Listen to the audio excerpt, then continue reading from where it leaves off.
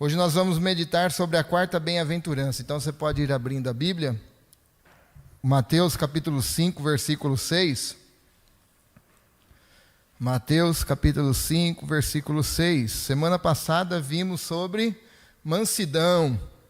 Vimos que mansidão não tem a ver com personalidade, não tem a ver com timidez, com covardia, acanhamento.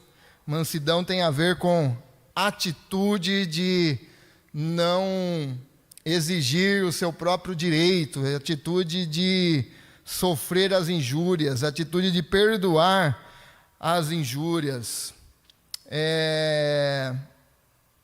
assumir o prejuízo, né? Assumir o prejuízo nós vimos aqui por causa de uma causa maior. Então, nós vimos no próprio exemplo de Jesus. Hoje nós vamos meditar sobre a justiça. Justiça. Essa é uma marca do reino de Deus, pois o reino de Deus é um reino de justiça. Romanos capítulo 14, versículo 17 diz: porque o reino de Deus é um reino, não é de comida e nem bebida, mas sim de justiça, paz e alegria no Espírito.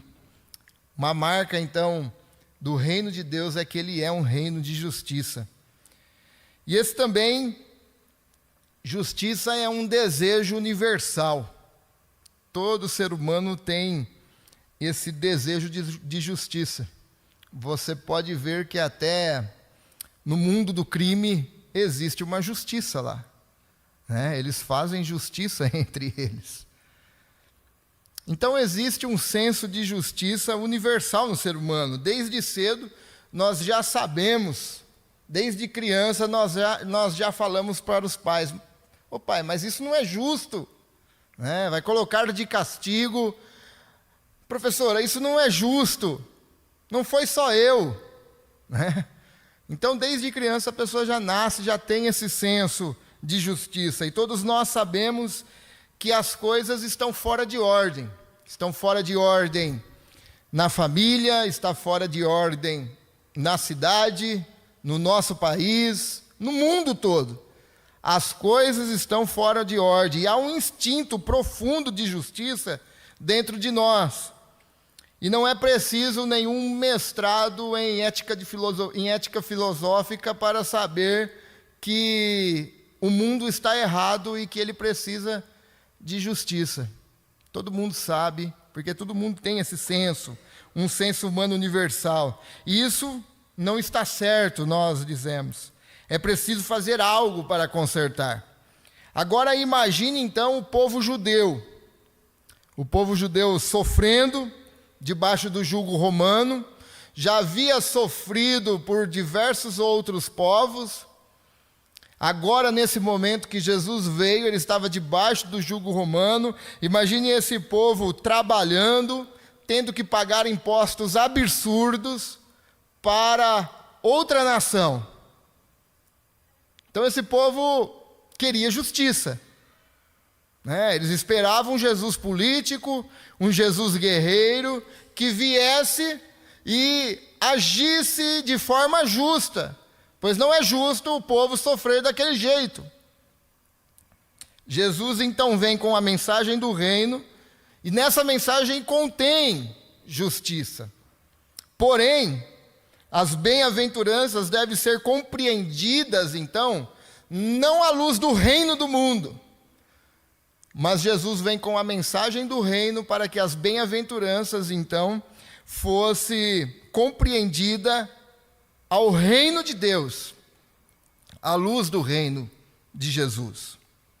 João 18:36, Jesus respondeu ali a Pilatos: o meu reino não é deste mundo.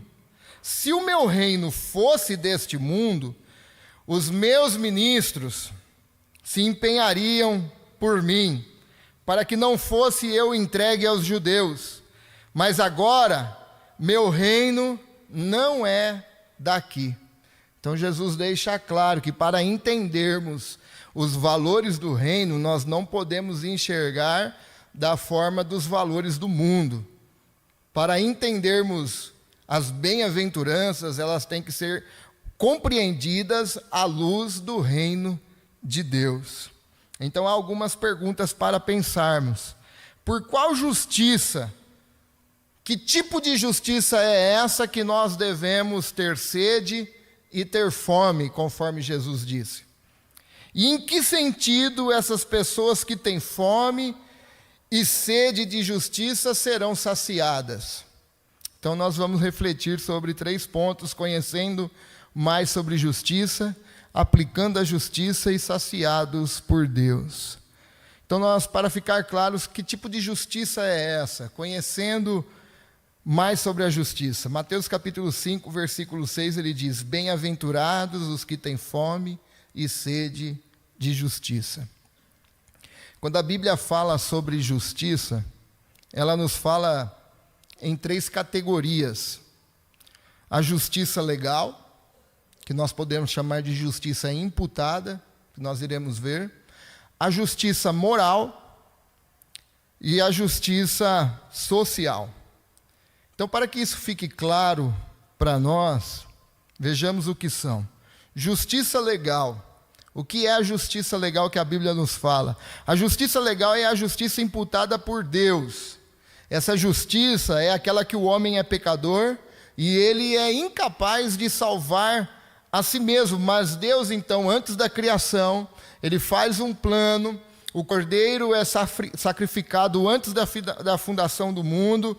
Deus, então, derrama toda a justiça para que um Deus justo pudesse perdoar os injustos.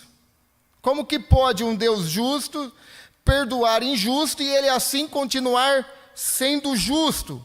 Então Deus imputou toda a justiça no Filho Jesus.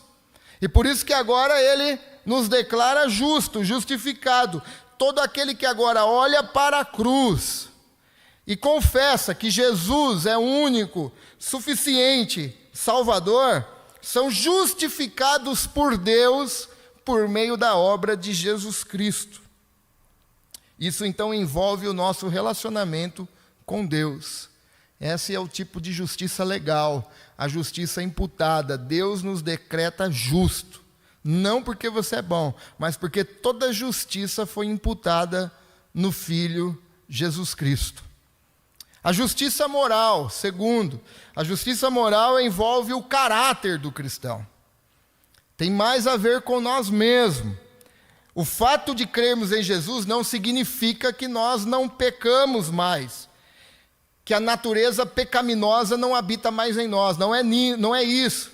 O fato de crermos em Jesus é que nós agora, existe uma luta entre o velho homem e o novo homem. E aqueles que têm sede e fome de justiça, ele deseja ser uma pessoa melhor, ele deseja se parecer mais com Jesus, ele deseja ser cada vez mais um discípulo de Jesus, ele deseja ser transformado mais e mais, ele tem sede e fome de santidade, ele quer se parecer com Jesus. Então, justiça moral é você seguir a Jesus, imitar Jesus, para se parecer mais com Jesus, buscar a santidade, se apartar das coisas do mundo, se apartar das coisas que desagradam a Deus, se apartar daquilo que faz você desobedecer a Deus. Por quê? Porque ele tem sede e fome de uma justiça moral, que o Espírito Santo nos dá, conforme nós vamos nos enchendo e nos tornando sensíveis ao Espírito Santo.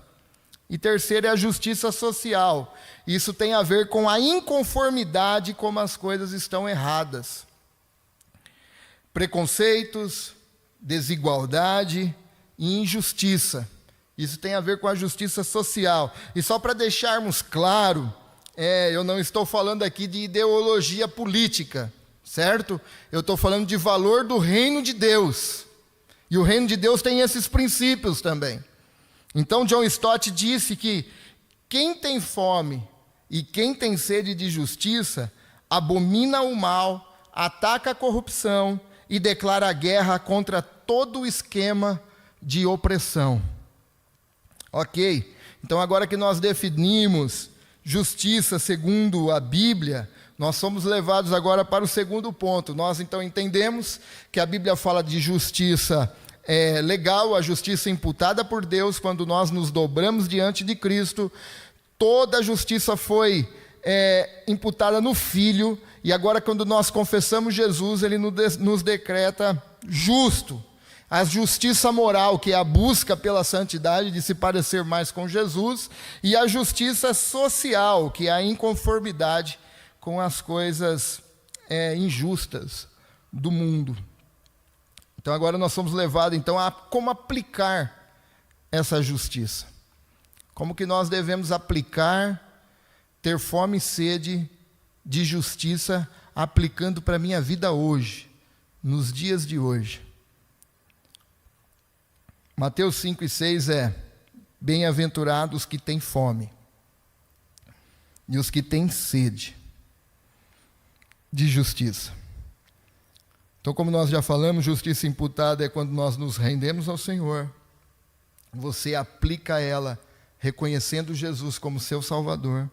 A justiça moral é essa busca pela santidade, ter sede e fome de se parecer com Jesus, de ser igual a Jesus, não apenas aceitar uma cartilha da igreja, mas você está seguindo Jesus, você é um discípulo de Jesus e você precisa se parecer com Jesus. E é interessante porque Jesus usa o apetite, né? Sede e fome. É muito interessante essa palavra, porque é algo que nós não conseguimos ficar sem. E Jesus fala, olha, feliz é aquele que tem fome, é aquele que tem sede de justiça. O problema é que as pessoas têm perdido o apetite por isso. O problema é que as pessoas têm perdido o apetite pela leitura bíblica. As pessoas têm perdido o apetite pela oração. As pessoas têm perdido o apetite pela devoção. Perdido o apetite por estar na igreja junto com os irmãos. E tudo isso trabalha no caráter da pessoa. É lendo a Bíblia, é orando, é estando em comunhão. É se relacionando com os irmãos. É exercendo o dom que Deus lhe deu na comunidade. As pessoas têm perdido o apetite disso. As pessoas têm perdido o apetite da santidade, de se parecer mais com Jesus. O culto virou apenas um evento de domingo. O domingo tem o evento espiritual. Vamos lá. E quando vem, aquilo que nós falamos no início, vem, parece que está na sala de casa, se esparrama e assim se vai. As pessoas têm perdido o apetite por Deus, pelo relacionamento com Deus.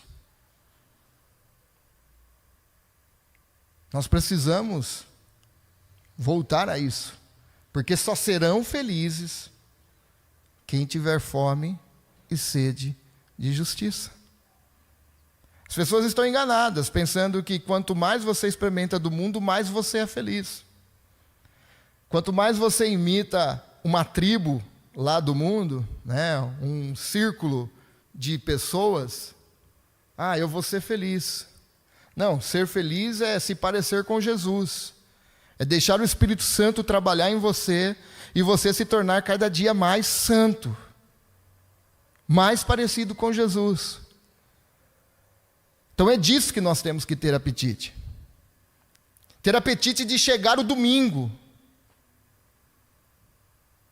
Ter apetite de falar, eu não vejo a hora que chega domingo para mim estar cultuando com os irmãos, estar com os irmãos, louvando ao Senhor, recebendo a palavra de Deus. Eu tenho que ter apetite disso. As pessoas têm apetite de tantas coisas. Então nós precisamos entender que a felicidade está nessas coisas verdadeiras. Por isso que os valores do reino não podem ser interpretados aos valores do mundo. Tem que ser compreendido à luz do reino de Deus. E a justiça social é a que colocamos a mão na massa, ou então a mão no bolso.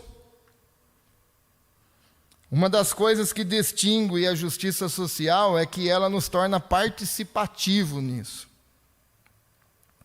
Nós fazemos a nossa parte. Justiça social, como nós falamos, não é uma ideologia política partidária, mas é um valor do reino de Deus. Tem que fazer parte da vida do cristão. Tem que fazer parte da igreja. E lidar com a injustiça social jamais será uma tarefa fácil, porque ela, em geral, está profundamente sistêmica. Ela está na política, ela está na economia, ela está no judiciário, ela está nos bairros nobres, nos bairros pobres, nas escolas pagas, nas escolas não pagas. A injustiça está em todo lugar, porque, como nós vimos, nós não somos iludidos, o pecado está em todo lugar. Então não é uma tarefa fácil lidar com a injustiça. Mas, mesmo assim, Deus não isenta a igreja, dando a opção de ignorar a injustiça social. Deus não dá essa opção para a igreja. Sabe, meus irmãos, nós já tivemos aqui alguns trabalhos sociais. Nós ficamos aqui com um projeto de música com crianças por 3 anos. Fizemos aqui na época da pandemia, entrega de marmitex e tantas coisas. E alguns desses trabalhos paramos por falta de recursos. Por falta de recursos. Por falta de valor na causa. Por falta de valor na causa. Por falta de ser participativo na causa. Mas eu acho que poderíamos fazer mais do que nós fizemos. Eu acho que poderíamos fazer mais do que nós fazemos, que é muito pouco. As primícias, né? É muito pouco. Acho que nós podemos ir além. Podemos ir além disso. Mas para isso nós precisamos de recursos. Nós precisamos de ideias. Deus não chamou o povo de Deus para ficar parado e esperando as coisas acontecerem. Deus não chamou o povo dele para isso. Nós precisamos de gente que tome a frente, que fale, olha, eu estou convicto, eu sinto isso, eu sinto compaixão dessas coisas, meu coração está nisso. Será que nós estamos vivendo tão isolado das necessidades dos outros, cercado no nosso mundinho, que não podemos ver isso? Sartre disse, o inferno é o outro, né? Aí apareceu depois um filósofo cristão que não lembro o nome, ele disse, não, o inferno não é o outro, o inferno sou eu, distanciado do outro. O inferno é o outro porque quando eu vejo o outro, ele me cobra, ele me mostra o meu defeito.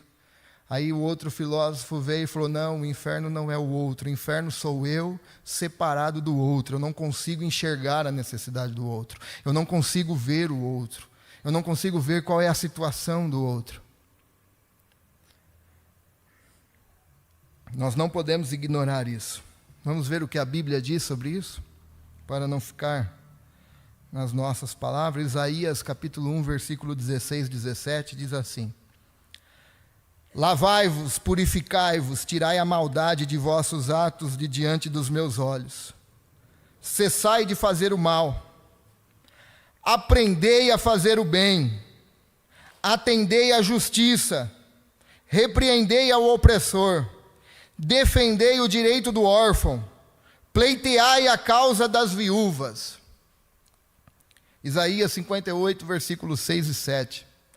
Porventura não é este o jejum que escolhi, que soltes as ligaduras da impiedade desfaças as ataduras da servidão, deixes livres os oprimidos e despedaces todo jugo?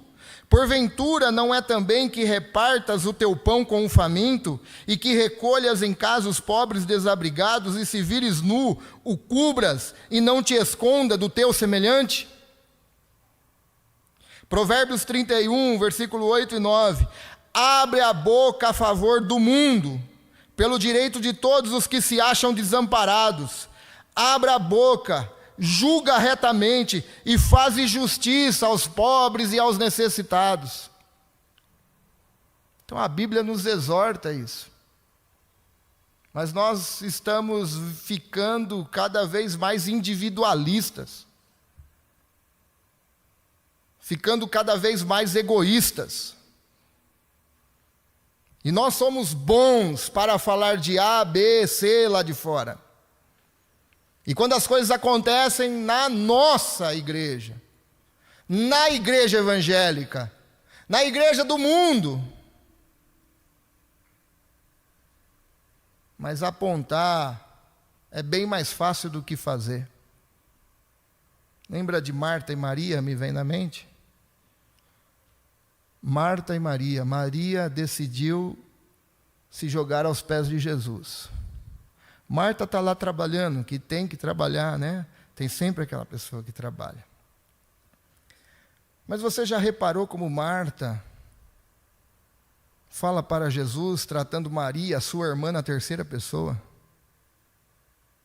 Ela não chega e fala: Maria, você poderia me ajudar.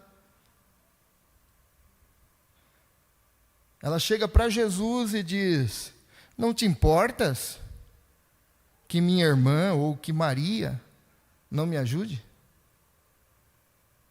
A atitude de Maria demonstrava aquilo que Marta não estava fazendo. Então, ao invés de eu me jogar nos pés de Jesus, é muito mais fácil eu tentar arrancar Maria de lá.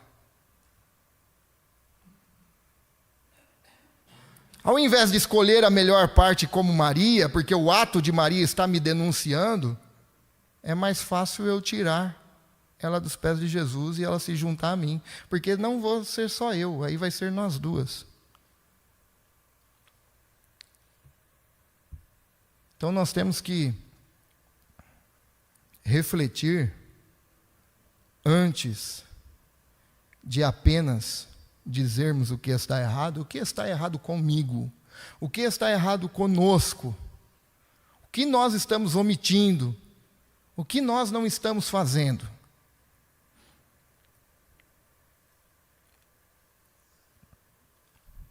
Nós vemos aí pastores com jato, com avião, igrejas, megas igrejas, né? Quantas pessoas esses e nós não poderíamos ajudar? Ah, mas eu não tenho tempo. Ah, mas está tudo tão difícil. Feliz? Você quer ser feliz, amém? Todo mundo quer ser feliz. O problema é que nós buscamos a felicidade nos lugares errados.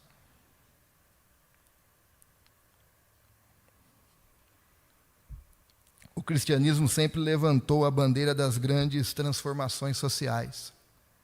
William Wilberforce lutou a vida toda. Dias antes dele morrer, ele conseguiu a abolição da escravatura na Inglaterra. Martin Luther King deu a sua vida por aquele famoso sermão I Have a Dream, eu tenho sonho, aonde o ser humano não será julgado pela cor da sua pele. George Whitefield, orfanato que criou milhares e milhares de crianças.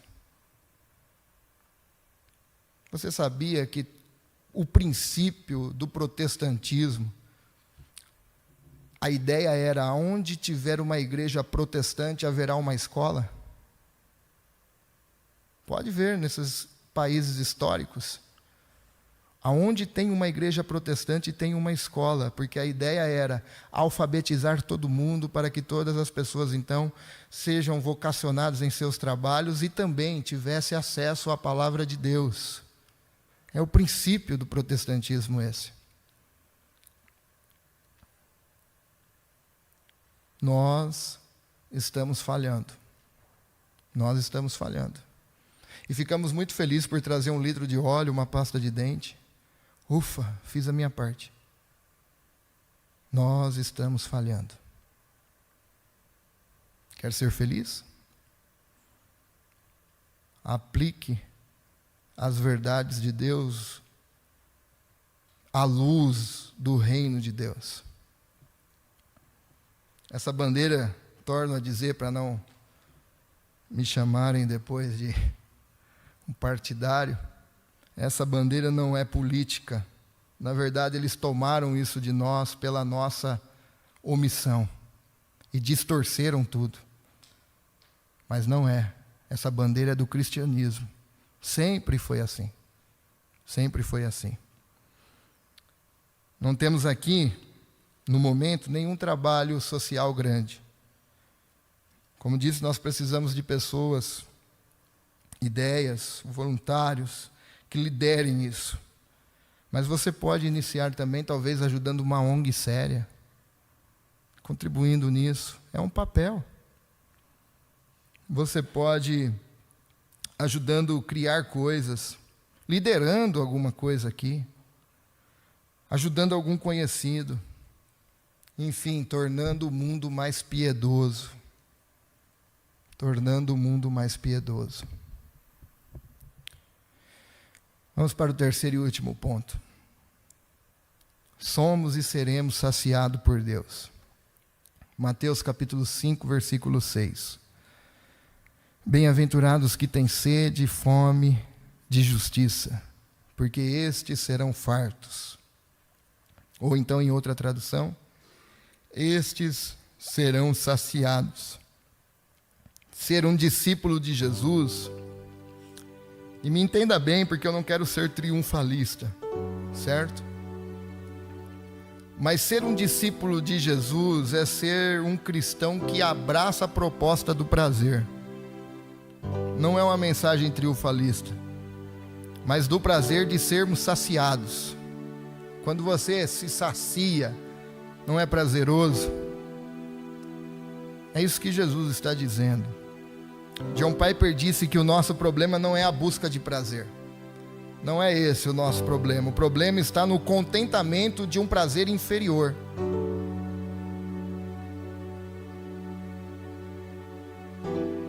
Alegria, felicidade, prazer, de verdade, tem que ser feita à luz do reino de Deus.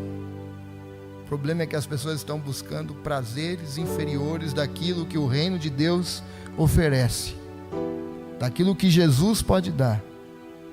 Ser um discípulo de Jesus, então, é gozar, é ter felicidade do maior prazer da vida.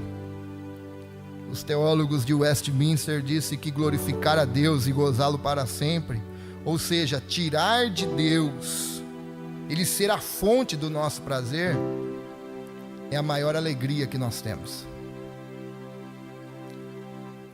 E nós gloriamos a Deus nessas 3 esferas de justiça. Você pode glorificar a Deus nessas 3 esferas de justiça. Na justiça legal, se dobrando diante de Deus, confessando os seus pecados e recebendo o perdão de Deus, e Deus te decretando santo. Quando você se dobra diante de Deus, você glorifica a Deus. Na justiça moral, pela obra do Espírito Santo, nós somos santificados. E assim nós obtemos uma condição interior que expressa em nós, exteriormente, até sermos completamente incorruptíveis. Então você glorifica a Deus quando você está sensível à voz do Espírito Santo. O Espírito Santo fala para você que você agiu de forma errada,